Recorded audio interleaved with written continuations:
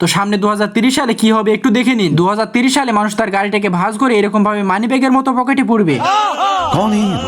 এবার ড্রাইভারে যখন তার মেয়ে প্যাসেঞ্জারকে পাশে বসাবে তখন এইভাবে কাছে টানবে, আর এভাবে ড্রাইভার আর প্যাসেঞ্জারের মধ্যে প্রেম হয়ে যাবে। 2030 সালের গাড়িটা এত ইউনিক হয়ে যাবে যেখানে গাড়িটা উপরে উঠতে গেলে চাকার বদলে এরকম কিছু ব্যবহার করা হবে। অসাধারণ। ওহো 2030 সালে দুনিয়াতে মাইক্রো গাড়িতে হেলিকপ্টারের মতো পাখা গজাবে, যে পাখার মধ্যে অনেক মানুষ একসাথে বসতে পারবে। তো এটা তো গেল সামনে বসার প্যাসেঞ্জার। এবার যখন প্যাসেঞ্জার পিছনে থাকা সিটের উপরে বসতে যাবে, কি বলবো, একদিন এই পশুর বাচ্চাটা চোখের সামনে যাই দেখে তাই খেয়ে সাবার করে ফেলে। তো এটা দেখে নেকড়েটা রেগে যায়, যার জন্য পশুর বাচ্চাটাকে নেটওয়ার্কের খাম্বার সাথে বেঁধে থুয়ে যায়।